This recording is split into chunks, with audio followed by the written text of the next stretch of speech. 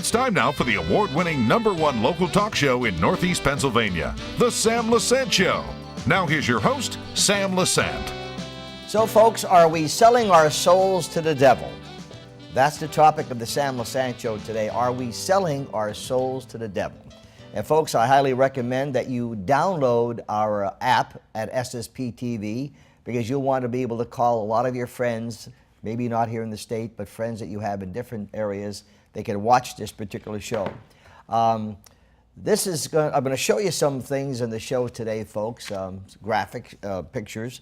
But, you know, I've been probably talking about this for many, many years since I first started.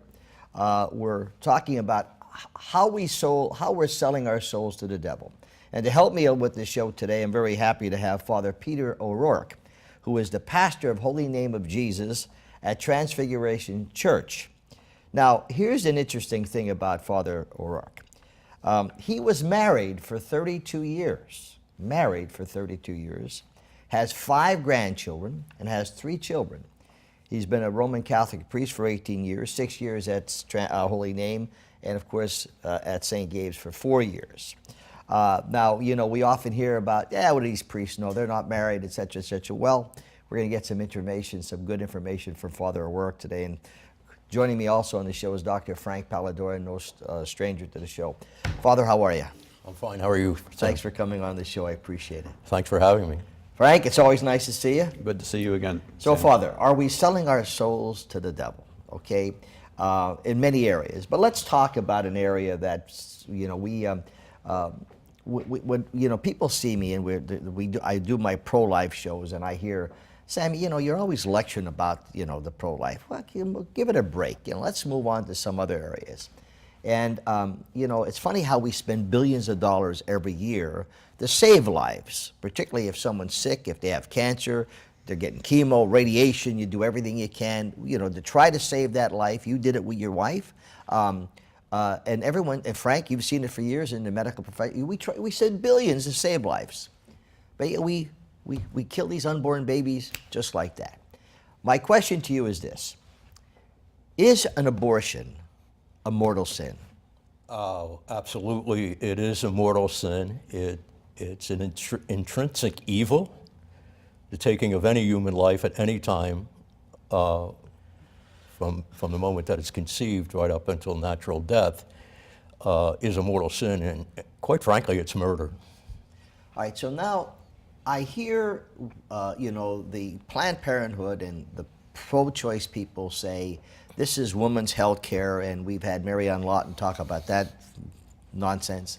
Now, when we talk about abortion, younger people or whomever, you know, maybe up to 30s, 40s having children, but the switch here is, most of my audience, 50 plus, they call it unwanted. You don't want it, so they call, do you want to get rid of it? It's not even a baby anymore, it's called it. Now we have people who are seniors who are saying, well, I'm never going to have a baby, but sometimes they get sick and they become unwanted, okay? What are your thoughts on that? Well, my thoughts are when somebody takes an attitude like that reduces the dignity of human life to a commodity. When we speak as, you know, the child in utero as it or unwanted, that's exactly what we do. So I mean, it's very obvious to me that in the culture we live in today, and with the whole Planned Parenthood situation that we live in today, that exposes it that greatly exposes it. To take a child at any time from the mother's womb, right, and abort that child, to kill that child, right, is certainly, when we use logic based on fact, scientific logic based on fact, we can only name it for what it is, and that's murder. It's infanticide, and it's plain and simple, and we cannot ignore that. I was talking about, you know, as a Catholic and you grew up, you had, you know, the Baltimore Catechism. Mm-hmm. And the question, one of the questions was, I remember, who made you? And the answer was, God made me, okay? And sometimes I think people don't understand that, that's God's creation. Now, I'm pro-choice. The choice is before you have sexual relations. That's your choice. After that, whatever happens, I think God takes over. Am I correct in saying that? Well, of course you are, because for those of us who are believers, number one, that believe that God does really exist. And by the way, when I deal with our confirmation class, those are the children that are older, ready to move on through high school. The first question I ask them upon meeting with them is, how many here believe that God really does exist? Of course, they all raise their hands. The next question I might ask them is, how can you know that God really does exist because we don't see God? How can we know that? That's food for thought. I want you to think about that. So the question now becomes, do we identify ourselves as Christians, as real followers of Christ? Do we walk in the footsteps of Christ the way we're called? Or do we just label ourselves, are we identity Christians, like many of us are identity? We have our politics and we identify ourselves as identity with politics too. I'm a Democrat or I'm a Republican. And when we look at that means that we're not open to the issues as they're really presented to us. Well, when we're talking about life, and I said we spend billions of dollars to save lives, but yet, we just abort them just like that.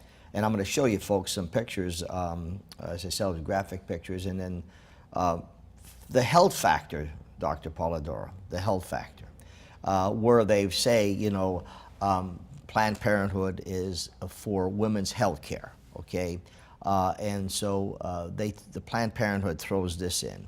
As a medical professional, what do you tell women when they give you this slant? Like, that's women's health care. If they want to have an abortion, this is maybe a healthy thing for them. I don't know how that could be healthy, but what are your thoughts on that? Well, you look at this, I think, what does health mean? I don't want to sound Clinton-esque, but when someone tries to hide something that's bad or evil, they twist the word a little bit, okay? And whether it's healthy for the woman or not can be debated, but it's definitely not healthy for the baby. Remember, each obstetrician doesn't have just one patient. They have two patients. They have the mother and the baby inside the mother. And then you get down to this is, what they'll try to push on, what Planned Parenthood and those like them will try to push, is that the woman has power over her own body. And that may be true to a certain extent, but she does not have power over another's body. For example, I don't have power over you as an adult. We're both adults. You don't have power over me. Only God has that power. And even our children are not our possessions. They are individuals, okay? And this is what people have to realize, okay? So when you're talking about health, I think it has nothing to do with health. It has everything to do with, as far as these organizations and the people that do these procedures making lots and lots of money. If you look at abortion is really and truly mechanized killing. People can go on the internet and find this, that sort of thing, but when these people do these procedures, when these abortionists do the procedures, it's not like, here's this girl and he's with her the whole time. She's in a room set up, he goes in there and does what he has to do to kill that baby, and before the nurses even have her off that table, he's in another room doing another one and another one, okay? This is essentially, it's like a butcher shop, okay? It's like what was done under any dictatorship in a death camp, or when people are being executed one after another, okay? So this has nothing to do with health. They'll try to use excuses by saying it's for the health of the mother, but if you look at the reasons that people get abortions done, very, very few of them are done for any health reasons. And we're not even talking about in the mental health reasons that they'll bring in if they can't find physical health reasons are very, let's say, they're contrived, let's say. All right, so I started the show saying we've sold our souls to the devil, okay? When I talked to my Jewish friend, who was a very close friend of mine, he tells me that, in the synagogue, not that many people are going to worship. Some of my Protestant friends are saying the same things. There's a few people. In the Catholic Church, we have people who are so-called Catholics, but are not going to church, okay?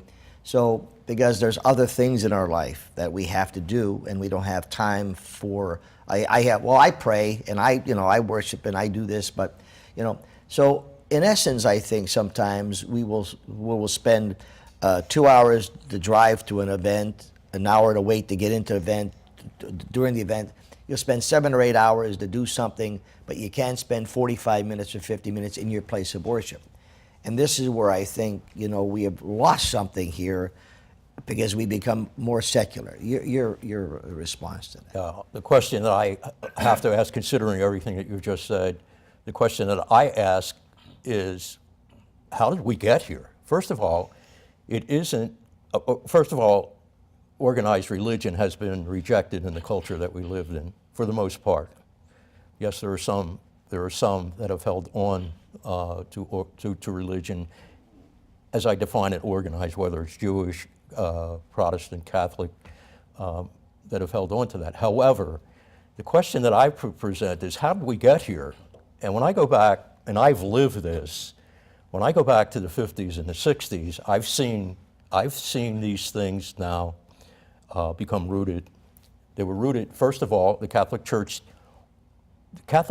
teaches, what the Catholic Church teaches is always taught from the beginning of time. It even it goes back before that into the Hebrew Scriptures, that there is a God, there's only one God. God created everything. And from that point on, we have to look at that life situation as God-given. And when we do that, the church teaches right through the history of the church, right from the beginning of time, that life is the essential and the fundamental issue of our time. But when we look at the culture now has been desensitized to the point that they don't see the teachings of the church as relevant in their lives today. For instance, the Judeo-Christian way for us to inform and form our consciences was always through the natural law. Natural law is codified by the 10 Commandments, the Decalogue. There's only one God. First 3 are about God, the other 7 are about how we should live our lives. And when we look at that and we begin to unpack that, thou shalt not steal, intrinsic evils, shalt not kill, right? These are all the laws on chastity and marriage, exactly. But we're in a culture today that's been so desensitized that back in the 50s, when the church was taking on the pressure about artificial contraception, is when the slope was created. And from that point on, Holy Father St. John the 23rd put together a commission at that particular point to address those issues.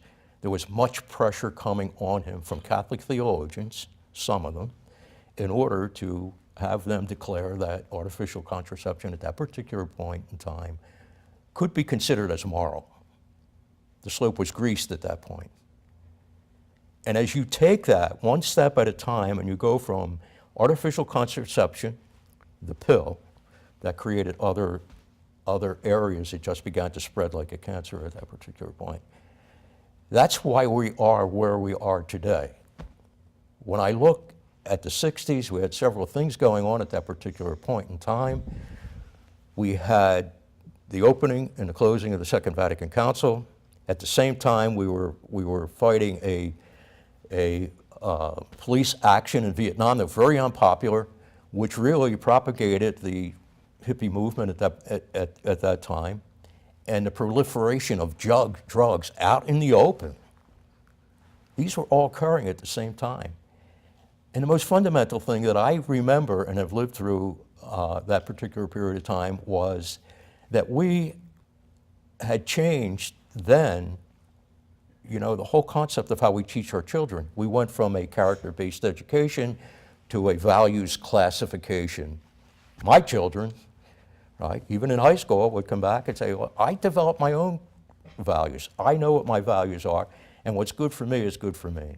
And I can remember specifically having a discussion with my teenage son. I said, give me an example. He said, well, you know, if I think that this is good for me, right, then I think I should pursue that. I said, even if it steps on somebody else's toes. And he said, well, that's where we are. And I said, well, let me give you an example. Taking your response, since I helped to bring you into this world with the help of God and your mother, then if you do something I don't like, then it would be my option to just take you out. Well, all of a sudden, he began to think about it. My point is, the culture has begun so degraded at this point. We've allowed ourselves to do that. And the question now becomes, where do we go from here? That's the key thing. So, folks, we're talking about the dignity of life and how so critical it is. I want to take you through some steps here, okay, a little graphic steps. And Sammy, follow me. I want to show you this, folks, okay, because remember, in the state of Pennsylvania, up to 20 weeks, you can have an abortion just like that. In some cases across the country, it's up until, you name it, that you can just murder these unborn babies. So you're looking at 3 weeks right now, 5 weeks, 3 weeks fertilization. Now we're going to show you 6 weeks. Okay, this is 6 weeks. I'm beginning to see what you're seeing here, folks. Now let's look at 8 weeks. 8 weeks. Do we see something here? Then we have 10 weeks. Then we have 12 weeks. Then we have 14 weeks. Now look at the 16 week. Look at the 18 week. Now here is even the more critical thing. Here's 20 weeks. So if what you've seen so far, they could go in, pull little arms, little legs, crush heads, or little legs, etc., whatever you want to do. Then it even goes further. Here's 22 weeks, folks. Here's 24 weeks. 24 weeks, which is what Pennsylvania had. And all the pro-life people, all the pro-choice people, all the politicians think it's okay to get rid of that baby. Then we have 30 weeks. We have 34 weeks. We have 38 weeks. Then we go up to what we call partial birth abortion. And we come back after this, we're going to talk about those people who are supporting Planned Parenthood.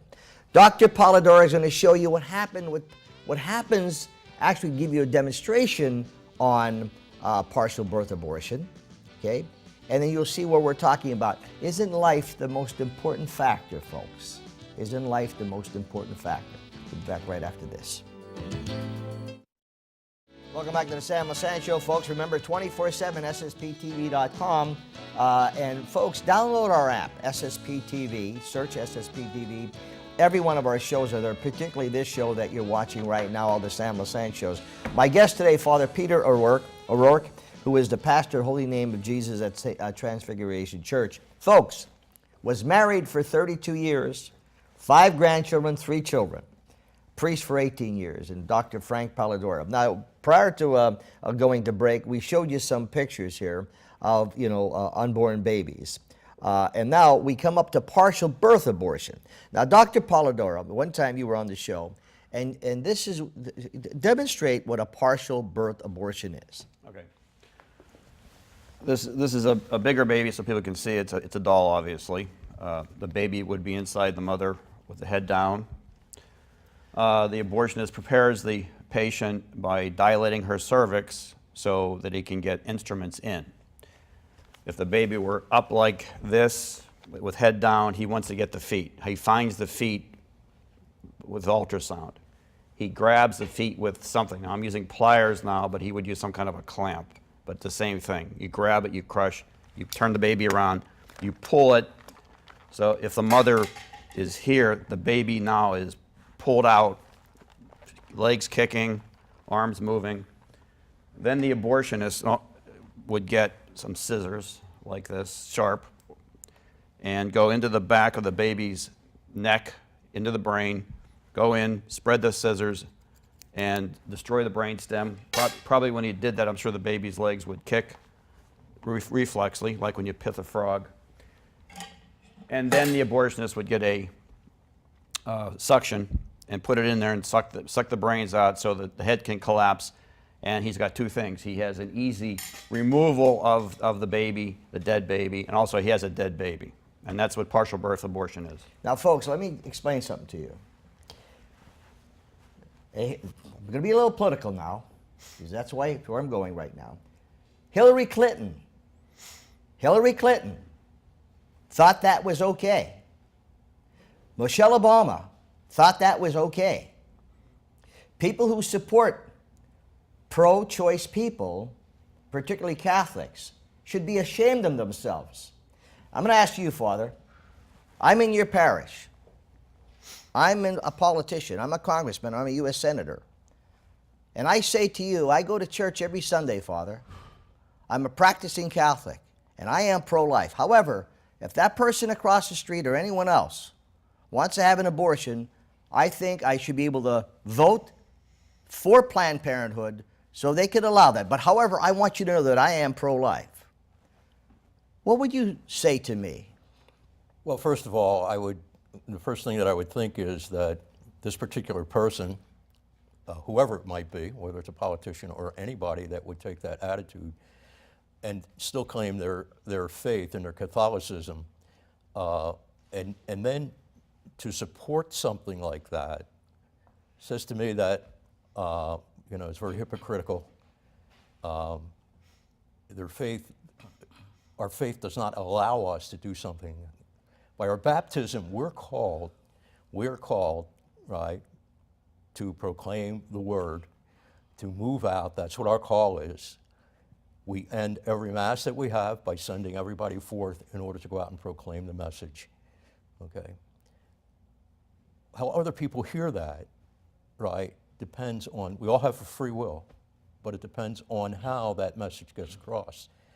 But if we choose to just identify ourselves and put a label on ourselves as Christian or Jew, and that we actually believe in what the Lord teaches us through the church, right? But then go out and do something else, especially in a very public way, certainly does not really lead. What it does is create. So what do you tell me? I'm a parishioner in your church. Exactly. I think that you become a part of that particular system by funding it, by voting for that type of an agenda. You become a part of it. You become a part of it, and that's wrong. It's intrinsically wrong. You can present yourself all you want, to Mass or to church every Sunday. You can, under those circumstances, receive the sacraments, right? But the final analysis comes down with God. And according to the teachings of the church, and the church taught it right from the very existence of time, even through the earliest apostles, the extant writings of the apostles today speaks especially about abortion. They shall not take the life of a child in utero. Now, okay, so now, from what I know, when Matt Connolly was running for Congress, he had mentioned, and I don't know this for a fact, but he said that Nancy Pelosi, there are many Catholic, Italians, Irish, who are pro-choice, but they're saying, personally, they're pro-life, that she refused, the pastor refuses to give her communion. I do not know for a fact, but this is what I understand. So where does it come to the fact where, because I am supporting people like Hillary or that want, that's okay with them, with Frank just, what do you say to me? Can I come up for communion? Well, under those circumstances, if it were at a Mass that I was celebrating, and someone came in that really publicly, I voted for Planned Parenthood. Okay. I voted for those things, okay. But however, I'm pro-life. But however, I feel that everybody else should have that opportunity of killing their unborn babies. However, that particular person at that moment in that church especially if it were in a political nature where it was done in a very public way, really creates a scandal for me and for many of the people who are there. To present yourself under those circumstances, the first thing I would do would be, prior to the beginning of that particular Mass, I would approach the person, speak to him about it, make known to him, my feelings in regards to it and how I feel about it, and that it would put me in a very precarious way in order to offer, the body and blood of our Lord Jesus Christ under those circumstances, and would refuse to do that. Okay, so now we have, and this is what I said, we're selling our souls to the devil.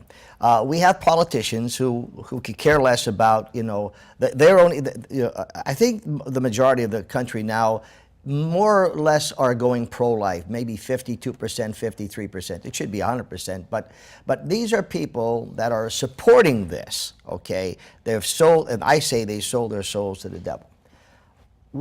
You had mentioned something. Where do we go from here, Father? That's a good question. What would you recommend?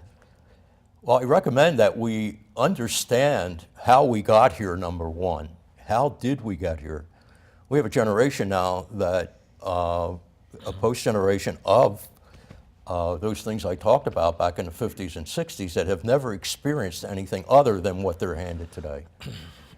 The only way that we can begin to change the whole process is through education, is to educate the people, first about God, okay?